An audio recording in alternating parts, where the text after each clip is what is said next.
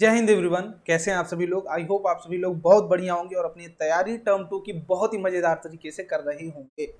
तो आज की इस स्पेशल वीडियो में मैं आप सभी लोगों को एक गैसिंग पेपर बताने वाला हूं कि किस तरीके का पेपर आ सकता है ना।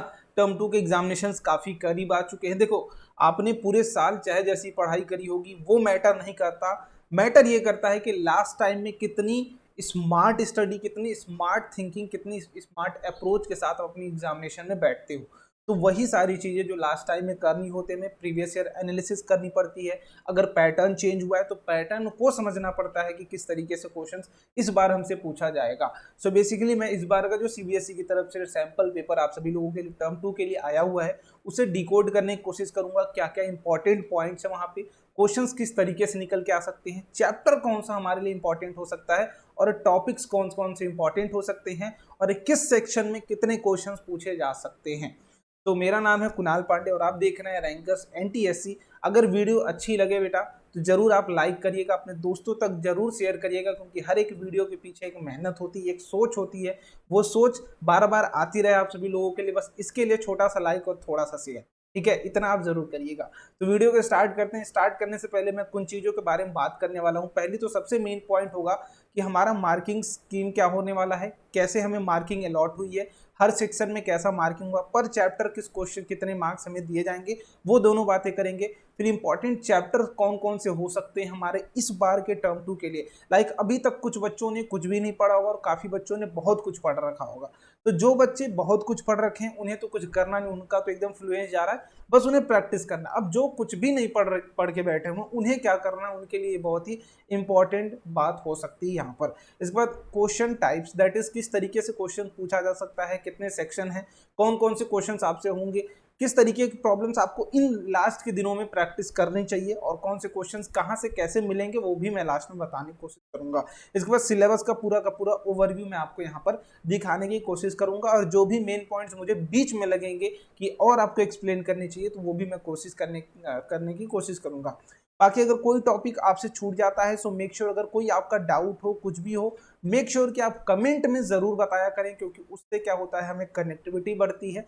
हम कुछ भी अगर मैं आपको बता रहा हूं तो आप उसको सुन रहे हो ये मुझे पता चल पाता है। क्लियर। तो सबसे पहले अगर मैं बात करूं कि कैसी मार्किंग स्कीम है आपकी जितने भी चैप्टर्स इस बार टर्म 2 के लिए, दैट इज हाफ सिलेबस है ना। सबसे पहले तो मैं बात करूं तो 30% सिलेबस होल सिलेबस में से हटा दिया गया है। अब जो ये 70% सिलेबस आपका बचा है इसमें से 35 आपका किस में टर्म 1 में दे दिया गया था और इसमें से 35 आपका टर्म 2 में दे दिया गया था। तो इस 35 की हमें बात करनी है, ये टर्म 1 का 35 है ना, ये टर्म 1 वाला 35 है, तो इसकी बात हमें यहाँ नहीं करनी है। ये टर्म 2 वाले 35 की बात करनी कि इसमें से कितने मार्क्स कहाँ से पूछे जाएंगे। तो सबसे पहले मैं बात करूं यूनिट 1 में, यूनिट 1 केमिस्ट्री, दैट इज आपके साइंस में 3 पार्ट है, केमिस्ट्री, बायोलॉजी एंड फिजिक्स। तो सबसे पहला पार्ट अगर मैं केमिस्ट्री की बात करूं तो chemical substances, nature and behaviour, that is chapter 4 and chapter 5, that is आपका carbon and compound and periodic properties. दो चैप्टर्स आपके पास हैं और दोनों ही बहुत ही मजेदार चैप्टर्स हैं। पूरे चैप्टर्स आपसे नहीं पूछे जाएंगे, यहाँ पर मैं सिलेबस भी दिखाऊंगा, मैंने बोला है तो दिखाऊंगा। तो केमिस्ट्री ओवरऑल आपसे 10 मार्क्स की ही पूछी जाएगी, मतलब ओवरऑल वेटेज केमिस्ट्री का कम है आपके टर्म 2 में।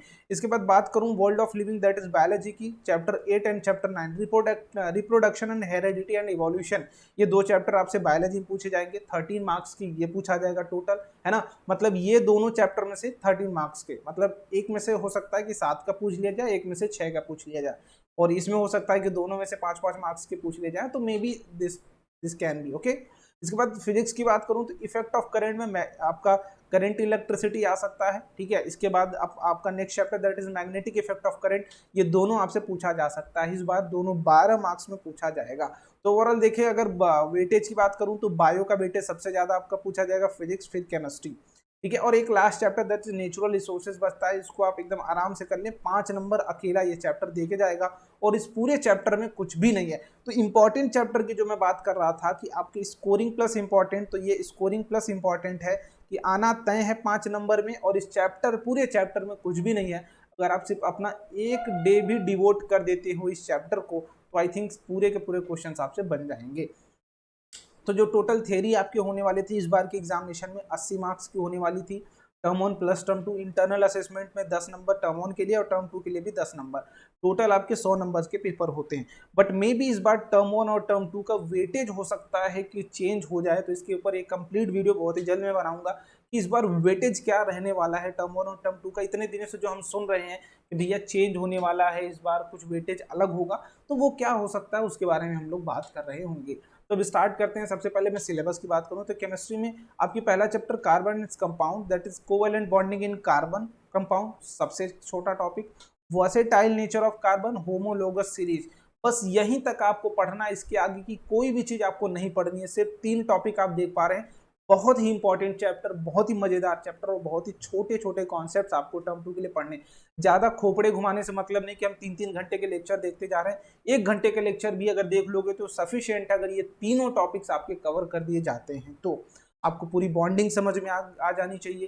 कार्बन क्यों बॉन्ड बनाता है, कैटेनेशन प्रॉपर्टी क्या होती है, कोवैलेंसी क्या होती है, एक बार वो सब कुछ समझ गए तो बस उसके बाद कहानी खत्म है। इसके बाद पीरियोडिक प्रॉपर्टीज में क्लासिफिकेशन की नीड क्यों पड़ी, अर्ली अटेम्प्ट क्या क्या थे, गवर्नियर का, न्यूलैंड, ये दोनों बहुत ही ज्यादा इंपॉर्टेंट टॉप पॉइंट्स होते हैं जो कि आपको पूरे अच्छे से पढ़ने पड़ेंगे। ये तीनों तीनों के तीनों अच्छे से पढ़ लेना क्योंकि मोस्ट प्रोबेबली ये पूछा जाता है। मॉडर्न पीरियोडिक टेबल, ग्रेडेशन इन प्रॉपर्टीज, उनकी प्रॉपर्टीज क्या है, valency, atomic number, metallic property, non metallic property, बस यहीं तक आपको पढ़ना है। इसके बाद का पूरा टॉपिक आपको लीव कर देना है। बायोलॉजी की बात करूँ, reproduction in animal plants, reproductive health need and methods of family planning, safe sex versus HIV AIDS, children breeding and women's health, यहाँ तक आपको पढ़ना है। इसके बाद की जो भी टॉपिक्स हैं वो सब कुछ लीव कर देना है। हेरिडिटी में भी आधा आधा पूरा चैप्टर आपका खत्म हो गया है, इवोल्यूशन है ही नहीं, है ना, तो हेरिडिटी तक ही चीजें आपको पढ़नी है, बस यहीं तक आप पढ़ें और इससे ज्यादा आपको नहीं पढ़ना। तो आप यहाँ पर देख पा रहे होंगे कि स्मॉल चैप्टर है ये, है ना, हेरिडिटी आपको देखने में बड़ा लगेगा बट एक बार पढ़ लोगे अच्छे से तो बहुत ही मजेदार चैप्टर है, बहुत ही सब कुछ दिमाग में एकदम जाने लगता है ना, तो दोनों अच्छे से पढ़ सकते हो। इसके बाद आगे बढ़ते हैं। फिजिक्स की बात करूं तो इलेक्ट्रिसिटी आपका पूरा चैप्टर आएगा, इलेक्ट्रिक पावर तक।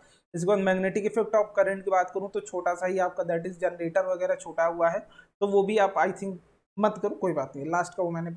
और अगर जिसको वीडियो चाहिए तो ये दोनों चैप्टर मैंने अपने चैनल पर ही करा रखे हैं, ठीक है, अपने चैनल पर ही हुआ है, दोनों चैप्टर वहां पर जाके देख लो। जितनी भी थ्योरी आपसे यहाँ पूछी जाएगी वो सारी चीजें मैंने आपको पढ़ाई हुई है।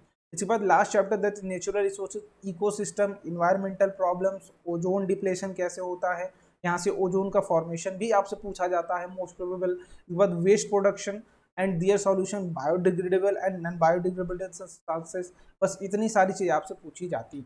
तो ये के टॉपिक्स रहे आपके जो टर्म 2 में आपसे पूछे जाएंगे और बहुत ही एक्यूरेट और बहुत ही टू द पॉइंट अब पढ़ने की जरूरत है। अब कुछ भी नया हमें नहीं शुरू करना, कुछ भी नई चीजें नहीं करनी है, नया टॉपिक नहीं पढ़ना है। जो बच्चों ने कुछ भी नहीं किया है तो 2-3 चैप्टर आप टारगेट कर लो, लाइक नेचुरल रिसोर्सेज टारगेट कर लो, 5 नंबर तुम्हारे हाथ में आ गए। इसके बाद तुम्हारा इलेक्ट्रिसिटी, सबसे simple chapter, magnetic effect of current में 2-3 लॉ पढ़ लो, बस खत्म कहानी। पूरे के पूरे चैप्टर्स में मैं एक पूरा शॉर्ट वीडियो बनाने की कोशिश करूंगा, अगर कमेंट बॉक्स में तुम लोग शोर मचाओगे तो, कि हमें कौन कौन से टॉपिक्स करने चाहिए ताकि हम एटलीस्ट 30+ मार्क्स गेन कर लें, अगर अभी तक तुमने कुछ भी नहीं पढ़ा है तो, ठीक है। तो कमेंट बॉक्स में मुझे बताओ, अगर बताओगे तभी मैं आगे कुछ करूंगा, अदरवाइज मैं आगे कुछ भी नहीं करने वाला, ठीक है। अगला दैट इज और इन्वायरमेंट में आपका इकोसिस्टम वगैरह, ये तो मैंने बता ही दिया है ना, ये तो हो गया था। बस यहाँ तक की बातें थी आपको क्या क्या चीजें होनी चाहिए।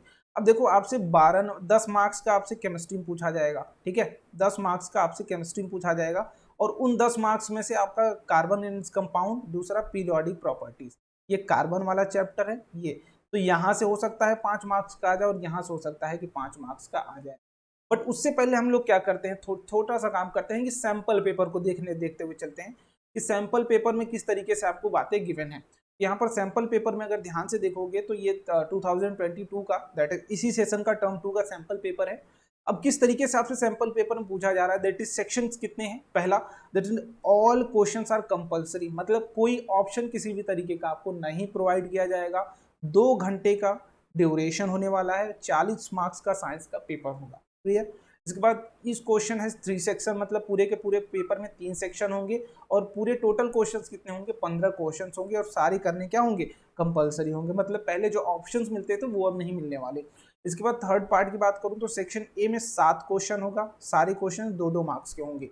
सेक्शन बी की बात करूं तो 6 क्वेश्चन होंगे, सारे 3 मार्क्स के होंगे और सेक्शन सी की बात करूं तो 2 क्वेश्चन होंगे, दोनों 4 मार्क्स के होंगे। अब देखो यहाँ से यहाँ पर देखो ध्यान से, अब मैं आगे बात करूँ, internal choice have provided in some question, that is internal choices आपको प्रोवाइड किया, has no attempt only one alternative in such question. अच्छा ठीक है, has to attempt only one, मतलब एक ही आपको करना पड़ेगा, कभी कभी इंटरनल चॉइस आपको दे दिया जाएगा। ठीक है, तो देखो सेक्शन ए में मैंने 7 क्वेश्चन होंगे, सारे 2-2 नंबर के होंगे। ठीक है, तो ध्यान से देखो, पहला क्वेश्चन किसका बेटा, केमिस्ट्री का है ना, तो इसको केमिस्ट्री से मैं दिखा देता हूँ, जैसा सैंपल पेपर में है मैं उसकी बात कर रहा हूँ, आगे मैं आपको दिखाऊंगा कि क्यों मैं ऐसा बोल रहा हूँ। और आप ध्यान से देखेंगे तो हर एक क्वेश्चन में आपको 2-2 पार्ट मिलेंगे, मतलब ये वाला पार्ट आप वेरीफाई कर लेते हो तो 1 मार्क्स, और ये वाला पार्ट वेरीफाई कर लेते हो तो ये, मतलब काफी ज्यादा सिंपल है तुम्हारे लिए स्कोर करना। अगर 2 मार्क्स का क्वेश्चन है, चलो एक नहीं आएगा तो एक तुम कर सकते हो, इस तरीके के क्वेश्चन आएंगे अगर चैप्टर पढ़ के गए हो तो। देखो दूसरा क्वेश्चन भी केमिस्ट्री का है, केमिस्ट्री का, और दोनों में फिर से 2-2 पार्ट है, मतलब दोनों 1-1 मार्क्स के लिए आपके यहाँ पर है। इसके बाद आगे बात करो तीसरे क्वेश्चन की, तीसरा क्या है बेटा, बायो का क्वेश्चन है। ठीक है, और इसमें भी देखो 2-2 पार्ट्स हैं आपके पास, मतलब सारे क्वेश्चंस 1-1 मार्क्स के डिवाइडेड है। ऐसे ही चौथे की बात करूं तो चौथा भी आपका क्या है बेटा, चौथा भी आई थिंक, हाँ चौथा भी बायो का ही है, तो इसमें भी 2 पार्ट है 1-1 मार्क्स के लिए, है ना, 1-1 मार्क्स के लिए 2 पार्ट आपके डिवाइडेड है। पांचवें क्वेश्चन की बात करूं तो पांचवें में 2 ऑप्शंस, देखो जैसे उन्होंने बोला कि ऊपर अल्टरनेटिव इनसाइड क्वेश्चन दिया जाएगा, बट ऐसा नहीं कि आपको 5 एक सेक्शन में 5 दिया गया उसमें 4 करने, ये वाला काम नहीं होगा, आपको एक ही क्वेश्चन के 2 और में ऑप्शंस आ सकते हैं, मोस्ट प्रोबेबल 1 या 2 आएंगे ऐसे। ठीक है, तो यहाँ पर एक दोनों क्या है आपके, मोस्टली देख सकते हैं आप, दोनों बायो के ही हैं। ठीक है, तो ये भी बायो का ही निकला। छठे की बात करूं तो ये फिजिक्स का है, और इसमें भी एक का ये है और एक का ये है। अभी मैं दिखाऊंगा कि आपको लिखना कितना है। ठीक है, तो ये किसका है, फिजिक्स का है। इसके बाद मैं बात करूं इसकी, दैट इज यहाँ पर भी आप देखेंगे 2 ऑप्शंस इसमें भी थे और 2 ऑप्शंस उसमें भी थे। सातवें की बात करूं तो ये सातवां बायोलॉजी का क्वेश्चन है आपका, और दोनों में 2 तरीके के क्वेश्चन। अब सेक्शन बी की बात करता हूँ, सेक्शन बी आपकी केमिस्ट्री क्वेश्चन है, और इसमें फिर से एक एक एक, मतलब कितना आसान है क्वेश्चन को करना और कितना आसान है मार्क्स गेन करना, ये अभी आपको जब आंसर सीट देखोगे तब मजेदार समझ आएगा। नाइन्थ की बात करूं, नाइन्थ भी आपका किसका बेटा, ये तो था आपका केमिस्ट्री का, ये भी था केमिस्ट्री, और इसमें भी देखो 2-2 पार्ट में, दैट इज 1.5 और 1.5 में डिवाइड हो गया। 10वें की बात करूं तो 10वां आपका बायोलॉजी क्वेश्चन है। 11वें की बात करूं अगर 11वां, तो आपका फिजिक्स का क्वेश्चन है, 2-2 है 1.5 और 1.5 मार्क्स के। 12वें की बात करूं तो ये भी किसका है, फिजिक्स का है, ये कितने नंबर का बेटा है, तो ये पूरा का पूरा एक 3 नंबर का क्वेश्चन है। फिर 13 की बात करूं तो 13 आपका क्या है, that is depletion, that is natural resources से, दैट इज आप इसको फिजिक्स में ही कंसिडर कर लो बेसिकली।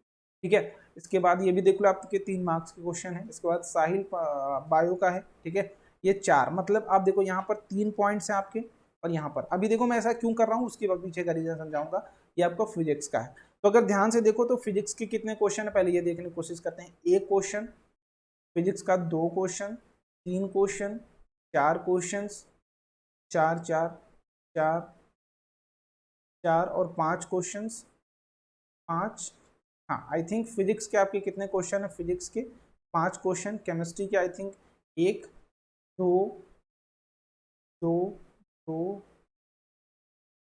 3 4 4। सेक्शन ए में और सेक्शन बी में मिला केमिस्ट्री के टोटल 4 क्वेश्चन है, और बायोलॉजी के कितने, 5 4 9, तो ये हो गया 6 क्वेश्चन। आप देखो ध्यान से, ये सिर्फ सेक्शन ए और सेक्शन बी में ही गिवन है, तो मोस्ट प्रोबेबल है कि ये सेक्शन ए और सेक्शन बी में ही आएगा। मतलब कम मार्क्स अगर गेन करना है तुम्हें, मतलब लाइक अगर छोटे छोटे मार्क्स में क्वेश्चंस को अटेम्प्ट करना है, बड़े पार्ट में नहीं पूछा जाएगा, क्योंकि केमिस्ट्री में उतने चैप्टर्स नहीं कि आपसे सेक्शन सी में ये पूछा जाए, है ना। सेक्शन सी क्या है, केस बेस्ड प्रॉब्लम्स है, तो मोस्ट प्रोबेबल सेक्शन सी से आपसे केमिस्ट्री से नहीं पूछा जाएगा, फिजिक्स और केमिस्ट्री से पूछा जा सकता है। तो मेजर आपके लिए जो इंपॉर्टेंट है वो क्या है, फिजिक्स और बायोलॉजी। प्रियोरिटी की बात करूँ तो बायोलॉजी को आप दे सकते हो, फिर फिजिक्स को दे सकते हो, फिर केमिस्ट्री को, क्योंकि स्कोर जहाँ से ज़्यादा निकलेगा वहीं से आपको ज़्यादा चीज़ें मिलेंगी। अब आप ध्यान से देखो यहाँ पर, दैट इज ये आपकी सॉल्यूशन वाला पार्ट है ना, थोड़ा सा मैं जूम कर ले रहा हूँ यहाँ पर। सॉल्यूशन वाला पार्ट में आप देखो, सिर्फ डायरेक्ट एक क्वेश्चन के लिए एक एक लाइन में आपको लिखना है, आधे आधे में। सेक्शन ए में आप देख सकते हो कहीं पर इतना लिखा हुआ है, बट उतने लिखने की जरूरत नहीं है, आप अगर एक लाइन भी लिखते हो तो आपको नंबर मिल जाएगा। ठीक है, यहाँ पर देखो 2 लाइन में आपको आंसर किया गया है। ठीक है, यहाँ पर भी देखो आपको 2 लाइन में ही आंसर किया गया है। जैसे जैसे आपके क्वेश्चन उस तरीके के आंसर्स हैं, अगर आपका 1 नंबर का क्वेश्चन है या फिर आधा नंबर क्वेश्चन है, तो 1 लाइन लिखो, 1 लाइन, या फिर मैक्स टू मैक्स 2 लाइन में लिख के निपटाओ। अगर 1 या 2 नंबर का, एक नंबर का अगर क्वेश्चन है तो 2 से 3 लाइन क्वेश्चन ले जाओ, और अगर आधा नंबर का तो एक लाइन में आप उसको निपटा सकते हो। तो इसी तरीके से आप देखो सेक्शन बी में भी आपको सारी चीजें गिवन है, आंसर्स गिवन है। ये एक बार प्लीज सैंपल पेपर अपने हिसाब से लगाओ, क्वेश्चंस किस तरीके से लगाने हैं, डायग्राम कितना प्रॉपर बनाना है, वो सारी चीजें आप देखने की कोशिश करो। और कितने कहाँ से क्वेश्चंस आ सकते हैं मैंने फिर से बता दिया आपको कि कार्बन एंड कंपाउंड से आपका 5 मार्क्स का आ सकता है, पीरियोडिक प्रॉपर्टी से 5 मार्क्स का आ सकता है, इलेक्ट्रिसिटी की बात करूं तो 6 मार्क्स का आ सकता है, मैग्नेटिक इफेक्ट की बात करूं तो यहाँ से भी आई थिंक 6 मार्क्स का आ सकता है ना, 12 नंबर का था आपका।